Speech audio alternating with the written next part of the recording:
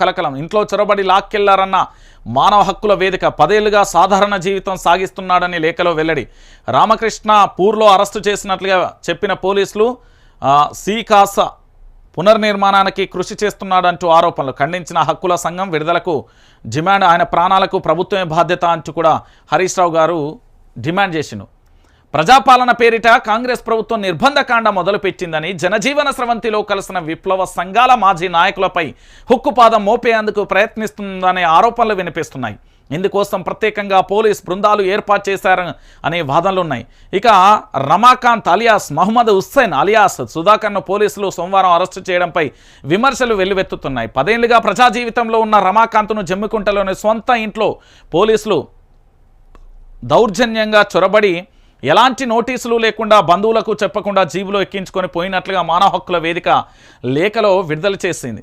మందమర్రి రామకృష్ణపురం ప్రాంతాలలో Maoist party సానుభూతి పరులకు రమాకాంత్ కరపత్రాలు పంచుతుండగా అరెస్టు చేసిన పోలీసులు అని చెప్తున్నారు. ఈ విషయాన్ని లోతుగా కనుక పరిశీలిస్తే రాష్ట్ర ప్రభుత్వం మాజీ ఇలాపై నిర్బంధకాండకు శ్రీకారం చుట్టిందన్న విమర్శలు వస్తున్నాయి.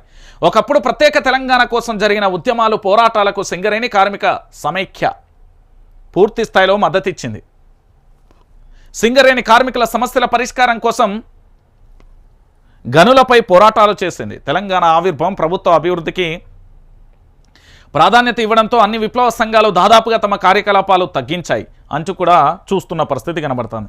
ఇక్కడ పూర్తి స్థాయిలో కూడా తెలంగాణ రాష్ట్ర వ్యాప్తంగా కూడా ఆఖరికి మాజీ మావోయిస్టులుగా పనిచేసి ఈరోజు ప్రజా జీవితంలో తమ యొక్క జీవన ప్రయాణాన్ని కొనసాగిస్తున్నప్పుడు కూడా ఇంకా హుక్కుపాదం అక్రమ అరెస్టులు చేస్తున్న పరిస్థితి కనబడుతుంది.